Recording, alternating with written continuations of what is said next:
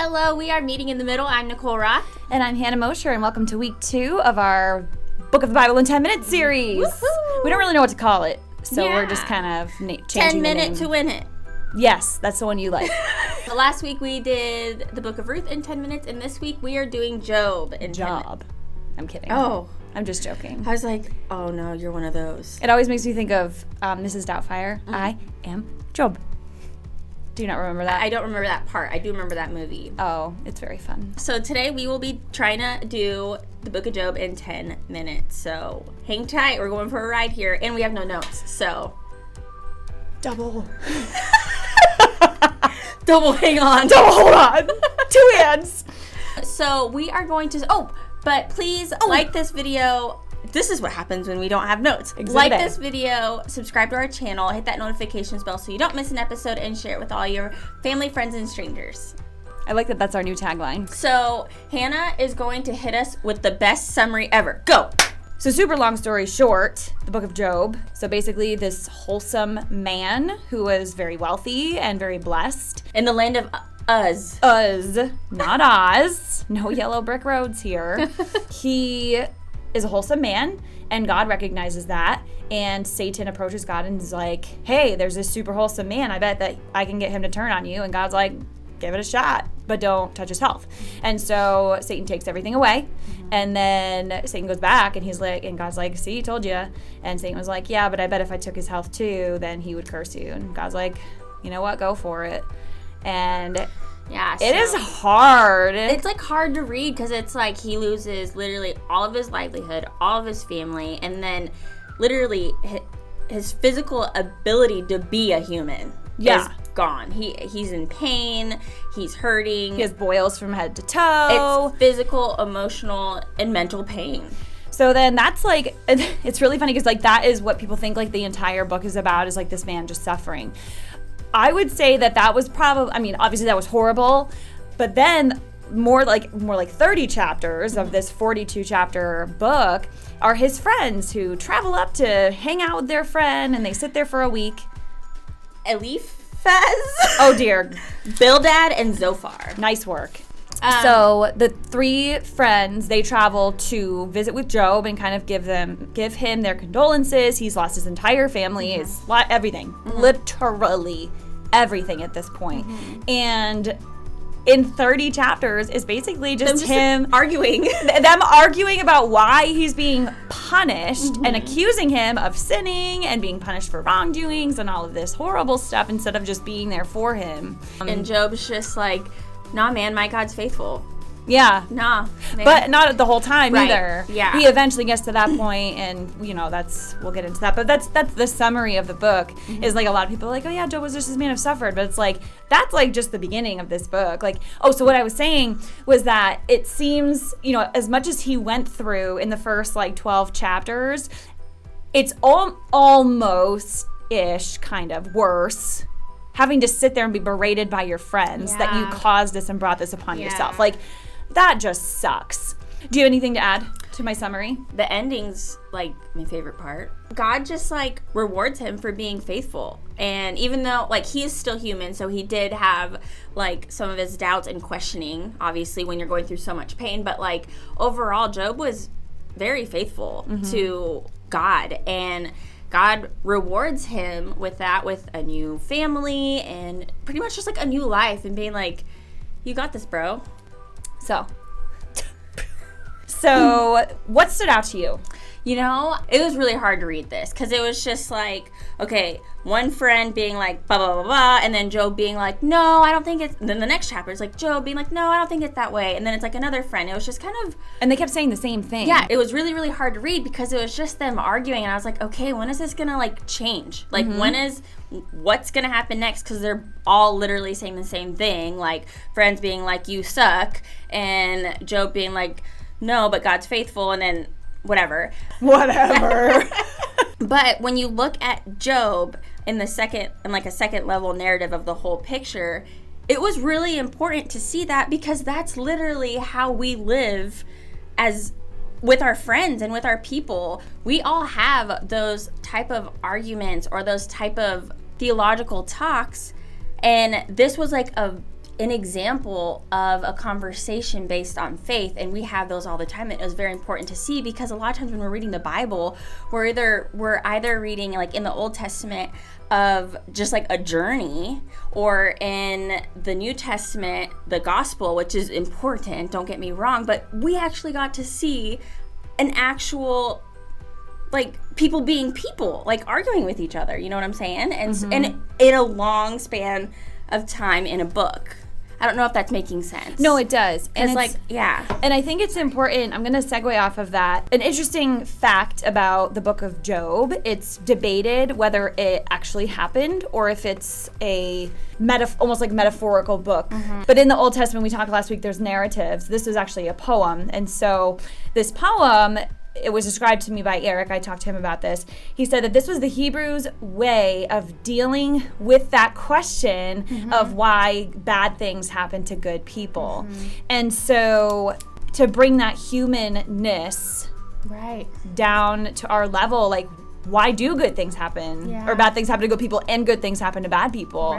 And so this was their way of kind of demonstrating that through like this 42 chapter long book.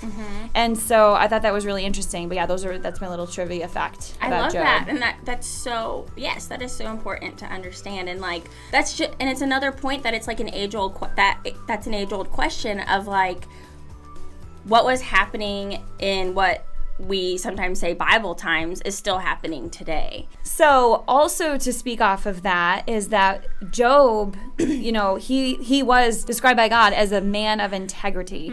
So God himself described Job as a man of integrity. And you know, these friends were accusing him of being so wrong, especially about complaining to God. But Job and God was making it clear that it's so important to maintain that conversation with God, especially when you're suffering. Also, especially when you have praises and blessings, count your blessings. But to really just keep that relationship with God open and keep that conversation with God open. And I love that Job just like lets loose. Because let me tell you something, when I have been at a kind of Hannah's life parallel, tragic situation like Job, I am scream crying in my car, just yelling at God and just saying like, why are you doing this to me? And so I think all of us can relate to that to some extent.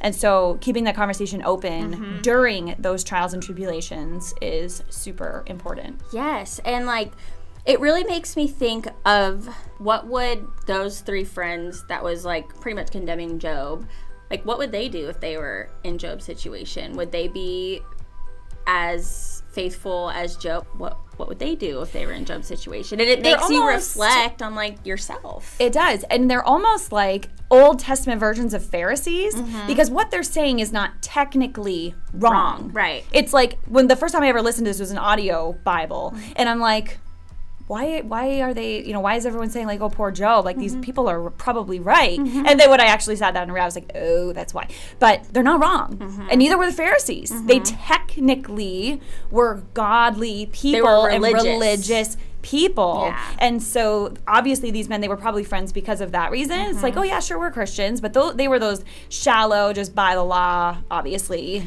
And Christian some of friends. like the way they were talking is kind of mean. Like some of the things, like if I'm sick and I just lost everything, like they like gave their condolences, but then they were just kind of, it was like almost like attempting to give tough love, but it was like, why? Yeah. And this is like, my second point is like, when friends come to you for advice, sometimes it's best to just shut up. Or listen. Shut up and listen. And/or. And/or. Yeah. But seriously, like, people come to you for advice or they need to vent or whatever, like, your first instinct might be to just get a word in or like respond, and sometimes that response is just not necessary. Sometimes people just need to let off some steam. And so I've always loved giving that summary of this book, is just knowing when to shut up is what I learned. So at the very end of the book of Job, chapter 42, it all wraps up full circle. God and Job are having this conversation. God's giving Job this whole speech and saying that, like, I was here for you, and Job and God are just having this conversation. So after that, the Lord said to Eliphaz the Temanite, I am angry with you and your two friends because you have not spoken the truth about me as my servant Job has. So he told them to essentially make a sacrifice and Job would pray for them. And through all of this, Job prayed for his friends, and then the Lord restored his friends' fortunes as well as Job's. And that twofold. It just shows how great God is, because he did all of this stuff to Job. Job was faithful, doubted, and got angry there at the end of his journey of sickness and losing everything. And then his friends were not faithful and blaming everything on Job, but then God still rewards all of them for being faithful at the end and listening to God when the friends brought the sacrifice to Job. Job prayed for his friends.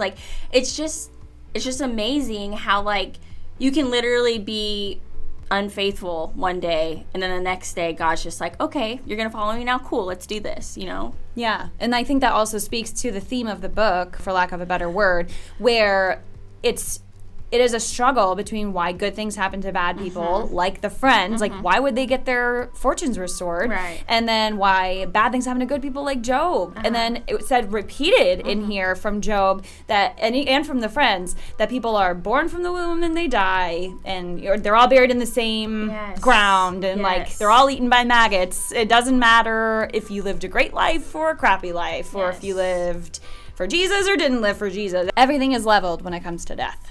Overall, it really gives you perspective on how you can view your life, when you're going through trials and tribulations, and how you can humble yourself and just always praise God through everything, because you'll be rewarded in the end if you stay faithful to him and follow him through it all. And my challenge to you as a reader or a viewer or listener is, this is a great book to feel related to when you are going through struggles, and to almost have that oh, he had it so much worse than me moment, because he probably did. I mean, maybe not than you, but most cases, yes.